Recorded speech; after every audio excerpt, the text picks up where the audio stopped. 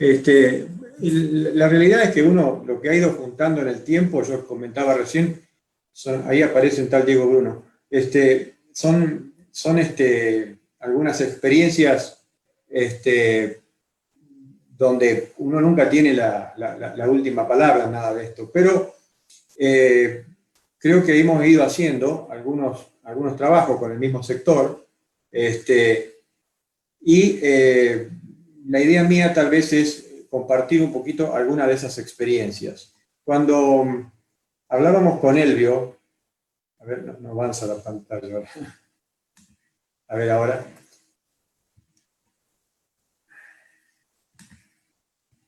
Ahí está. Cuando hablábamos con Elvio Belzán, este tema de los aspectos de las eficiencias, de los conceptos de transferencia y demás, surgió un proyecto interesante que la empresa Fibro nos ayudó a desarrollar, incluso también con la gente del IPCBA, y debo agradecer muchísimo también la colaboración del frigorífico Carlos Pampeana, que nos ha dado una mano excelente siempre en estas faenas complejas que les obligamos a hacer para obtener muestras y demás.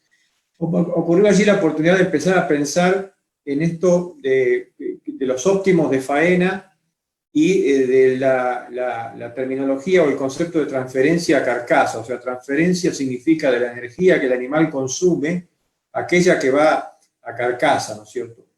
Entonces, ahí aparecieron algunas cosas interesantes. ¿Cómo es este concepto y cómo le ocurre a la ganadería argentina? Y sobre todo, como esto lo veníamos haciendo desde hace algún tiempo, ¿cómo afectaría al producto que por ahí es un poco más difícil de hacer, que es el novillo de exportación, ¿no es cierto? Entonces, uno dice, bueno, algunas preguntas que nos ocurren están asociados a estas cosas. ¿Cuál es el momento de mayor conversión? ¿Es lo mismo conversión a peso vivo que a carne? Cosas como, ¿hay momentos de quiebre en la conversión? ¿Son equivalentes? Algunas cosas aparecen a veces como supuestas o dadas, donde suponemos cosas o imaginamos, y no necesariamente son así. A veces nos ocurren por una interacción del sistema con el tipo de animal, la forma de manejo. Por ejemplo, en el gran imaginario argentino, donde el gran problema del peso de faena nos ocupa a todos, y prácticamente somos uno de los pocos países que realmente está tan ocupado de faenar animales muy livianos.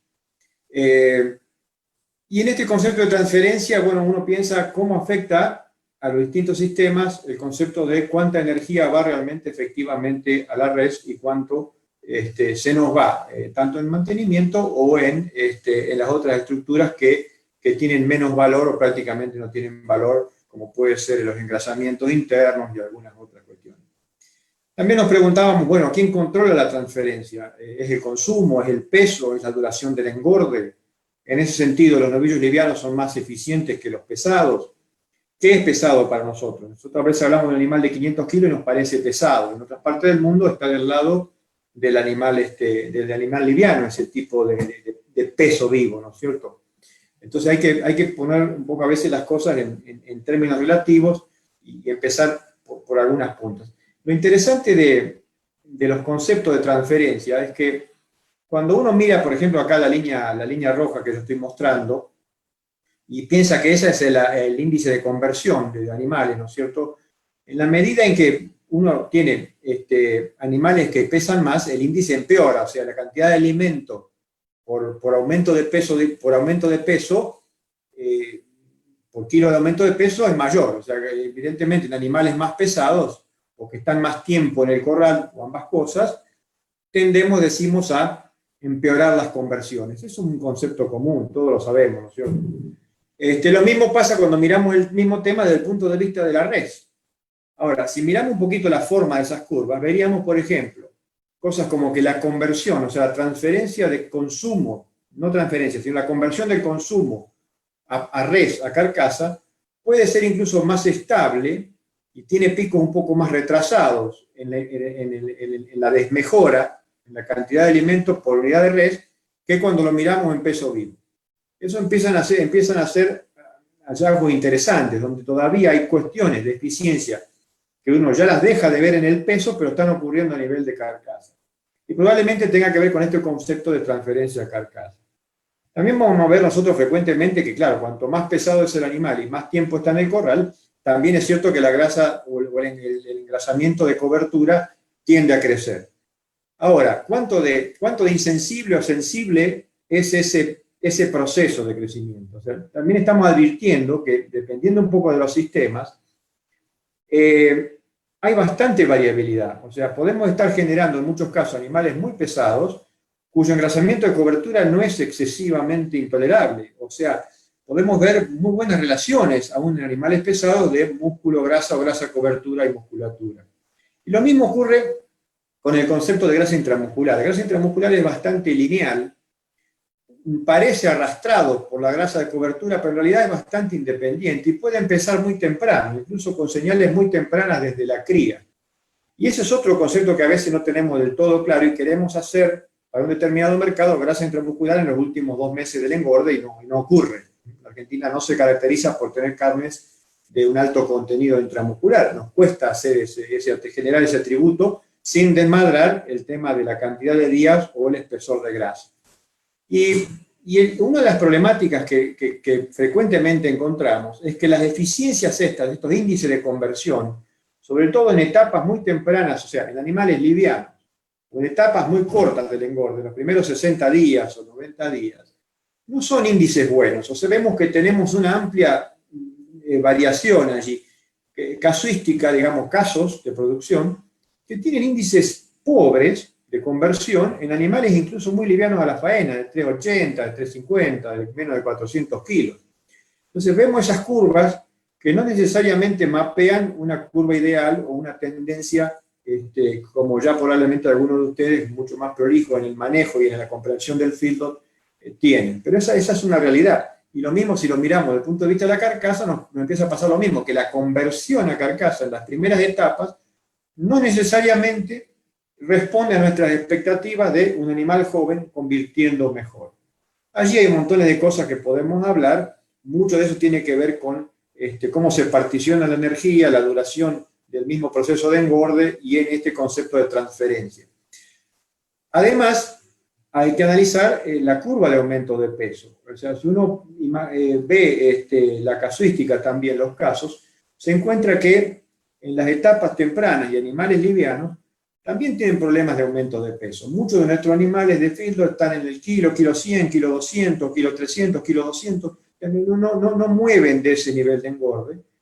Y no se parecen al kilo 500, al kilo 400 o al kilo 600 que uno desearía que tuvieran en esas etapas tempranas donde la oferta de energía es alta, el consumo es alto, incluso mayor de lo esperado en muchos casos, sobre todo si lo formulamos, y tenemos una respuesta bastante magra en los aumentos de peso. Vemos en general que en la medida que transitan los días en el corral o que incluso el animal se hace más pesado, los aumentos de peso se incrementan hasta que hacen crisis en algún momento allá al final, donde la transferencia a grasa es muy importante y se nos vienen abajo los aumentos de peso. Entonces, hay un concepto que se viene trabajando mucho ya en el mundo de hace mucho tiempo, que en la Argentina por ahí vamos un poquito más rezagados en visualizarlo, porque todavía no ha sido de interés encontrar ese tipo de óptimo, que es de transferencia a carcasa. En definitiva, de todo el alimento, después de haber pagado el costo de mantenimiento del animal y de haber hecho cosas que tienen que ver con el engrasamiento interno, el desarrollo de vísceras, hay un excedente de toda esa energía digestible que se va a la carcasa, y que es donde queremos que esté, la mayor cantidad posible. Y eso tiene una forma, tiene un crecimiento que, en la medida en que aumenta el peso y transitan los días en el corral, empieza a aumentarse la tasa de transferencia a carcasa. Y empiezan a generarse efectos de neutralización de otros que son un poco menos deseables, como es el costo de mantenimiento. Por un lado, nos aumenta el costo de mantenimiento de la res, pero a su vez no mejora la transferencia a carcasa. Entonces nos encontramos con cosas que a veces son eficiencias que son interesantes en animales que capaz que tienen 480, 470 o 500 kilos, porque probablemente hay efectos de compensación que nos vienen ocurriendo. Entonces, el tema es que uno, cuando plantea esto así en forma, digamos, de modelo, no puede ubicar las realidades, o sea, los contextos reales, y está todo afectado y corrido en función de interacciones con la genética, con los antecedentes del animal, de sanidad, de recría, de la edad. Hay montones de interacciones allí que a veces están ocultas en algo que no podemos conocer a veces, que es el animal que hemos traído al feedlot, que tiene una historia. No le podemos echar la culpa simplemente al manejo, entonces hay mucho de esto de historia del animal que se refleja en estos periodos de terminación o de corral, o expresa algunas restricciones, y sobre todo si no las comprendemos, por ahí nos encontramos con que nos salimos del eje de lo que estamos pretendiendo, ¿no es cierto?, que es mejorar la eficiencia. En un trabajo reciente hicimos hace tiempo, pero con la ayuda del IPCBA y de algunos otros recursos, yo fui resumiéndolo estos últimos tiempos, y se me había ocurrido en ese trabajo terminar animales por 120 días, 123 fueron en realidad, pero a diferentes edades de faena. Por supuesto, atendiendo a sistemas que sean comercialmente viables. Entonces, junto con la edad de faena iba el peso de la faena. Entonces había animales que apuntamos que fueron de 400 kilos, bueno, fueron de 420, y animales que llegaban casi en el otro extremo a 580 kilos, ¿no es cierto? Todos estuvieron 120 días en la terminación, todos empezaron con el mismo nivel de espesor de grasa dorsal, o sea, 4 milímetros. Para eso se hicieron recrías para generar la misma situación precedente, o sea, 5 meses de recrías, todo en lo mismo, como en la última etapa. Por supuesto, edades distintas, de 15 meses a la faena, 18, 24 y 30 meses. O sea, muy poca gente hoy tendría animales de 30 meses, pero en el término experimental allí lo pusimos.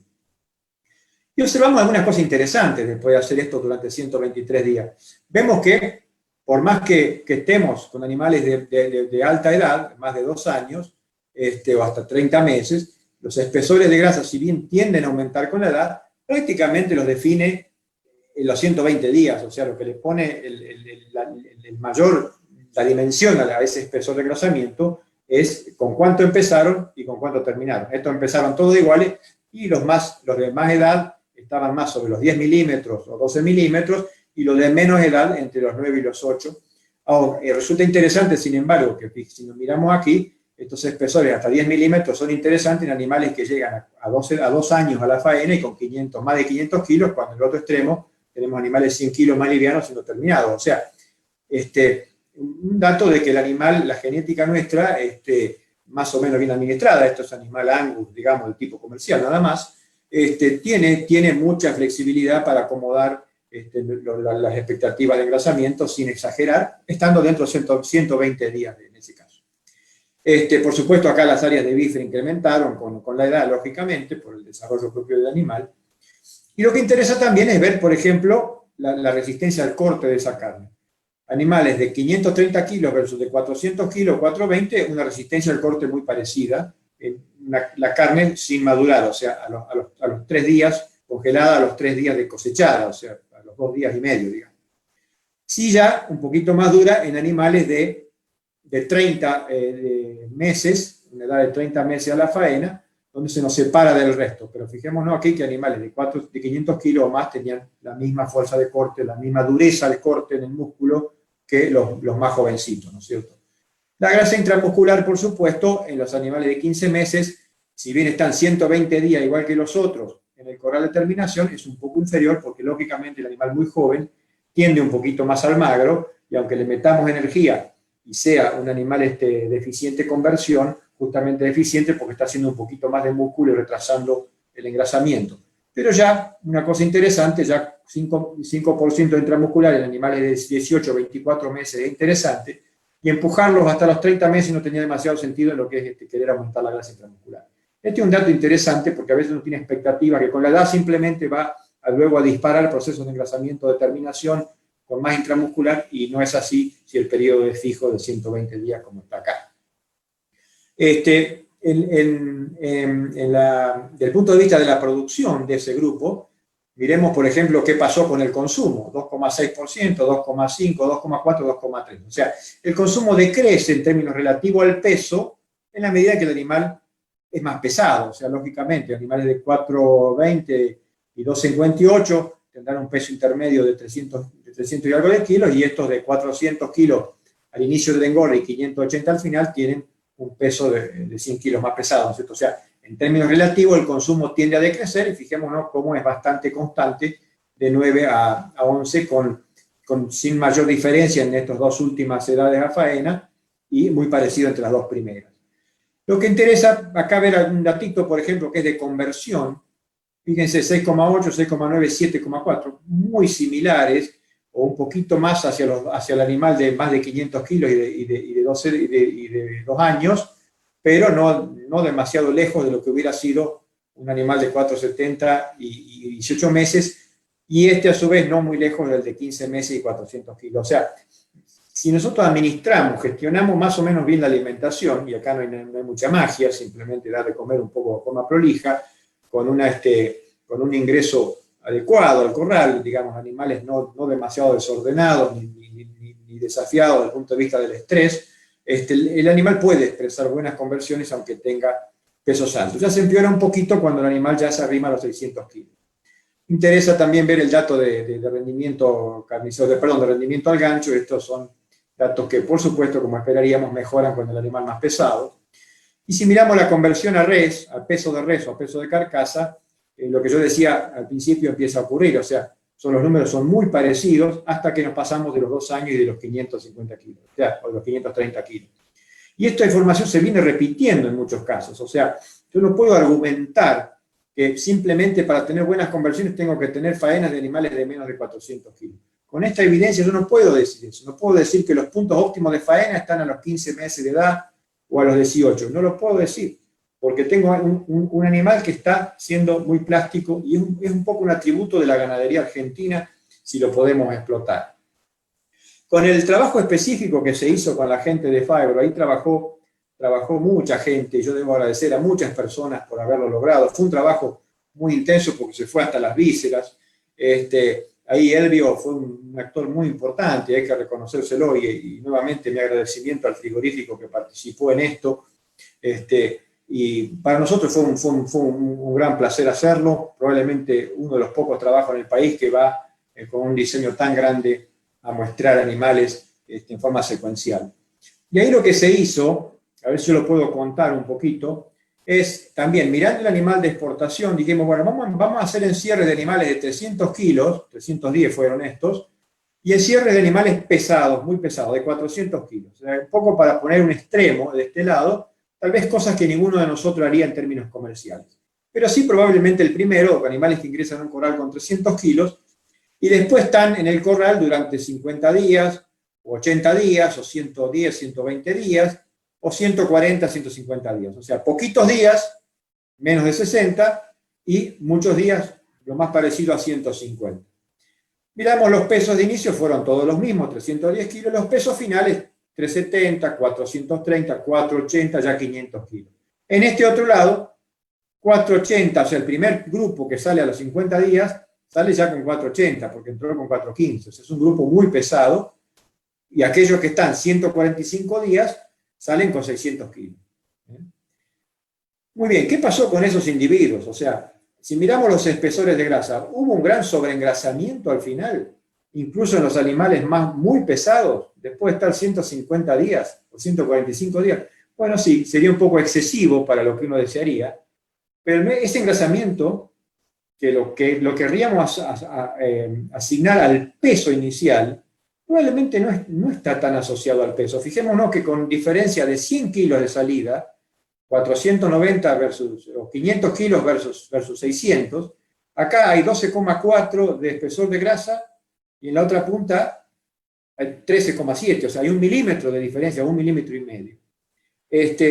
Por otro lado, cuando estamos 50 días o 60 días en el corral, hasta los 480, y estos están en su otro lado hasta los 370, miramos los espesores de grasa y decimos 5,6 centímetros, 6,5, magros, faltaba grasa en ambos casos. Cuando ya estamos en 80 días en el corral, ya estamos en 8,3, 8,6 de espesor. Estamos 111 días, o sea, lo que especulaba ser 120, 11 milímetros, 11,6, 11,3, o sea, y en animales que pesan totalmente distintos. Estamos hablando de animales que estaban llegando a los 480 y otros a los 580. Por supuesto, las áreas de bife siguen la tendencia del desarrollo, o sea que todas crecen, pero miremos también la grasa intramuscular. No es excesiva en ninguno de los extremos, una grasa más bien magra, o sea, muy típico de la casuística argentina. Yo no estoy diciendo que hay que hacer animal de 400 kilos y de 600 a la faena, estoy diciendo que a veces las suposiciones de que estamos con animales pesados o animales de muchos días en el corral pueden generar situaciones muy manejables. Eso hay que ser cauteloso. Lo que estamos aprendiendo de esto es que por lo menos en este escenario de pesos es que tal vez los días de corral tienen un impacto mayor que el peso inicial con el que se inicia el corral. Si miramos los aumentos de peso para esos tramos, fijémonos que hasta los 110, 115, 111 días, en el grupo que yo lo llamaba más liviano, pero que está llegando a los 111 días con 480, aumentaron muy, muy próximo al kilo 600 o kilo 500 y algo, y no fue muy diferente ese aumento a los que tuvieron animales 100 kilos más pesados al inicio, que llegaban a los 580 y no a los 480. Lo que está abajo es el aumento de peso de res o de carcasa, que lo que hace es descontar el rendimiento, ¿no es cierto? Vemos que los aumentos de peso van, en la medida en que están más tiempo en los corrales, hasta esos kilajes y hasta esa cantidad de días, 100, 120, 110 días, van mejorando. Después ya, en la medida en que los días de corral se extienden, los aumentos de peso decrecen. Y los aumentos en carcasa también. Probablemente aquí lo que tenemos es un efecto de composición de la ganancia. Tanto en animales que terminan a los 490 como los que terminan a los 600, en ambos casos tenemos una crisis probablemente de composición de la ganancia. Unos son 100 kilos o más livianos que los otros, pero el impacto es prácticamente el mismo. Estamos quebrando la composición de la ganancia hacia una ganancia de más tejido graso, y después lo voy a demostrar un poquito mejor. Las conversiones, o sea, si miramos las conversiones a aumento de peso vivo, fíjense como en la medida en que los animales, si bien se hacen más pesados hacia la faena, se van haciendo más pesados, incluso en los dos grupos, vemos que las conversiones mejoran, o sea, necesito menos cantidad de alimento por kilo de carne producido, por kilo de peso vivo, menos cantidad de alimento por kilo de carcasa, hasta que ya me meto en el espacio de los 145 días donde se invierte la tendencia. Y eso ocurre en los dos grupos. No es propio solamente del peso, sino probablemente mucho más asociado a la cantidad de días y la cantidad de energía que el animal viene asimilando, y consecuentemente impacta la composición.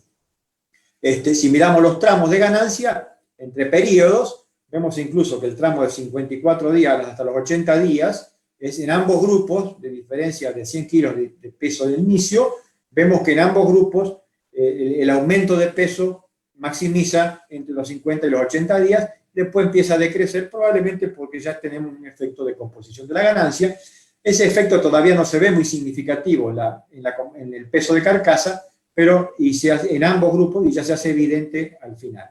Entonces vuelve lo mismo, vuelve la importancia de la cantidad de días y la dieta más que el peso inicial y el peso final.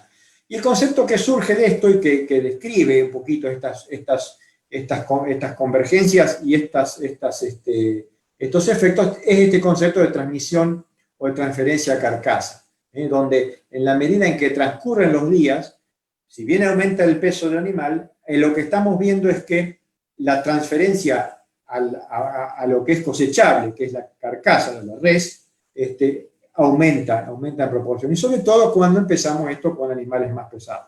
Entonces ahí tenemos un efecto que es importante. La transferencia a carcasa no define la composición de carcasa.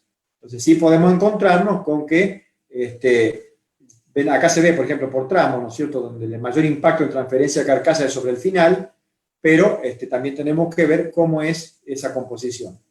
Si miramos la composición de estos animales, de estos dos grupos, si bien son grupos distintos, como decía, uno empieza con 300 kilos, el otro empieza con 400, vemos que en términos del peso vivo, la res mantiene los equilibrios.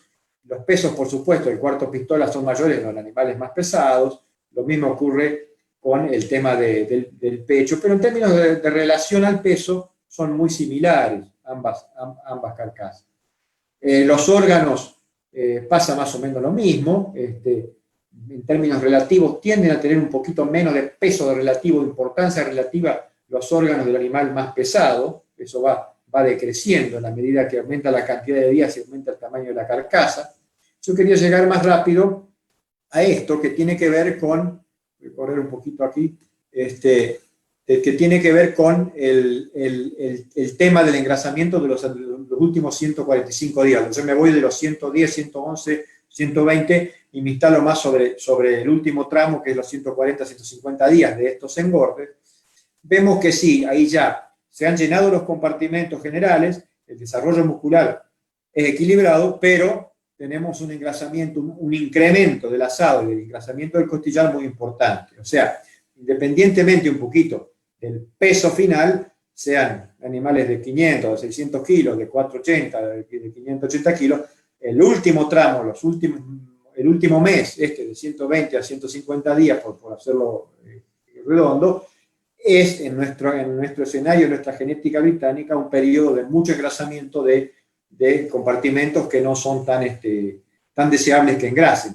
Pero sí es interesante ver que ese compartimento se engrasa mucho al final. No es que el peso relativo del asado creció linealmente desde el principio. Y eso es un buen dato, porque si uno maneja un poquito la génesis del animal y la alimentación, aún en animales de buen peso y de peso que llamamos de exportación, no necesariamente tenemos no necesariamente esperaríamos engrasamientos muy tempranos del asado, esperamos un crecimiento bastante equilibrado.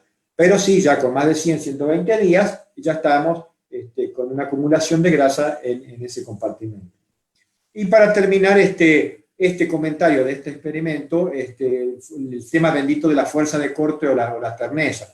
En todos estos casos, el efecto maduración se ve, ¿no es cierto? O sea que estamos 2, 7, 12 días, 17 días madurando en cámara, vamos a lograr un ablandamiento de la carne, reducimos un poquito la fuerza de corte. Lo que tiene interesante en este caso es que habiendo producido animales de 400 kilos la faena o de 600 kilos la faena, no se diferencian en fuerza de corte. Entonces, unos son más engrasados, unos menos, más área de bife. Bueno, discutimos los rendimientos, pero no podemos, a partir de estos elementos, generar inferencias sobre la dureza o no de la carne. Probablemente la definan otros atributos, que algún mercado la podrá preferir más o preferir menos, pero no necesariamente en lo que hace a atributos físicos de dureza objetiva o de fuerza de corte objetiva, previo incluso al madurado, las diferencias no han sido relevantes. Ahí aparece, por ejemplo, que incluso si miramos con detalle estos gráficos, veríamos que los animales de 145 días y hasta que están más tiempo en el corral, por ahí son los más tiernos. Y no necesariamente los más livianos, y de 40 días de corral nada más, son los más tiernos. O sea, aquí hay unas cuestiones que tienen mucho que ver con lo que ya cuenta la bibliografía. O sea, animales de rápido crecimiento, de buen potencial de crecimiento, que aumentan bien de peso, que crecen rápido, pueden ser igual de tiernos y en algunos casos más tiernos que un animal que va más lento. Eso está probado en la bibliografía y muy discutido. O sea, en definitiva, el peso final es un objeto o un término del negocio más que de la biología. Sí, probablemente, como yo mostraba en el primer ensayo, la edad tenga bastante que ver. Entonces uno puede jugar con ese ejercicio de hasta los 2 años, y uno puede decir, bueno, yo hasta los 2 años tengo margen para sostener los atributos de terneza, aunque el frío no sea demasiado bueno en cámara, o mi maduración no pueda hacerla mucho más de 2 o 3 o 4 días, pero ya si me voy un poquito más en edad, tengo que tener otra previsión en el manejo de frío, porque probablemente me encuentre con carne posiblemente con menores atributos de terneza, ¿no es cierto? Y si uno revisa la bibliografía sobre el tema, se encuentra con la misma discusión. Se discute menos el peso y mucho más la edad. Y en la cuestión del engrasamiento pasa lo mismo que acá, o sea, un poco depende de cómo disparó el sistema las etapas iniciales para que se nos pase de grasa y nos deje un músculo chico, o a veces el engrasamiento dorsal es muy equilibrado, aunque estemos faenando animales muy pesados. En el caso nuestro, el intramuscular nos viene repitiendo siempre una misma historia. Somos bastante débiles en generar grasa intramuscular, y probablemente porque le estamos agarrando un poquito en las etapas previas, o sea, probablemente tenga mucho más que ver de lo que uno presume la cuestión de la recría, las etapas iniciales, en construir esos atributos de posición temprana. O sea, pero bueno, allí hay mucha variabilidad. En este caso, esos animales que yo mostraba, que llegaban a valores de 4 y 5% de grasa intramuscular, son animales que venían de recrías de los últimos 5 meses, con no menos de 500 gramos por día, previo al encierre, y también habían tenido como meta no menos de 500 gramos por día en el postdestete, durante 3-4 meses postdestete, con intervalos de alguna restricción en función de la expectativa o de la meta de edad. Pero a mí me parece que muchos de los conceptos de calidad de carne en el corral, que se expresan después o no en el corral, dependen de alguna cuestión previa al corral. Entonces, ¿cuáles son los puntos óptimos de faena? Bueno, ya discutimos la transferencia carcasa, dijimos, nos aporta, en la medida que estamos más días, logramos transferir más, o sea, no debiera desesperarnos tanto estar días en el corral, más de 90 o 100 días o 120 días, pero guarda que por ahí, si estamos capaz que ya en el 5.º mes, esa transferencia tiene una composición distinta a la que tenía en la primera etapa. Sí es cierto que los primeros 60 días son de una transferencia bastante menos eficiente. Entonces, ¿cuál es el óptimo de faena? Si lo hacemos en función de la transferencia, nos tendríamos que ir hasta el final, hasta el momento que rompemos la composición de la ganancia. Entonces nos iríamos a los 120 y nos importaría menos el peso. Ahora, están los óptimos que son de conversión. Bueno, en ese caso, ahí depende también del sistema. Yo decía, hay conversiones que son malas al principio y que mejoran después. Aunque estemos con un animal de 450, 480, por ahí nos vamos a encontrar que ese novillo de 2 años y de 450 kilos o 480 puede tener un muy buen perfil de buena conversión, buena transferencia y muy buen peso de faena sin sobreengrasar. Pero bueno, está también el punto de equilibrio o el punto óptimo del negocio, que por ahí está corrido hacia la izquierda, o sea, por ahí quiere ver animales más livianos. Bueno, no serán los puntos óptimos biológicos que estamos discutiendo. Entonces, no es fácil encontrar óptimos que coincidan sobre un mismo eje. Si miramos la faena americana, la faena canadiense, veríamos que están todas hacia los óptimos biológicos de conversión, donde equilibran conversión con transferencia y algunos objetivos mínimos de peso. En el caso nuestro, los óptimos comerciales o los óptimos económicos, sobre todo de mercado interno, están mucho más corridos a la izquierda, pero sepamos que probablemente no vamos a estar encontrando allí los óptimos de conversión. No porque los animales no sean livianos no conviertan bien, sino por un montón de argumentos que podríamos discutir un rato largo, y entre ellos el periodo de 60 días o a veces no más de terminación que no termina de acomodar la transferencia carcasa. Entonces, repasando un poquito lo que trataba de decir en esta slide, donde decimos cosas como, bueno, la eficiencia del liviano puede ser mejor que la del pesado, y no necesariamente. La transferencia carcasa, ¿la controla el consumo? Sí, pero guarda que a veces la deposición de esa carcasa puede variar. Y posiblemente el factor de mayor quiebre en esto de la eficiencia sea de los días de corral. Con eso termino la presentación y abrimos a las preguntas que tengan ustedes.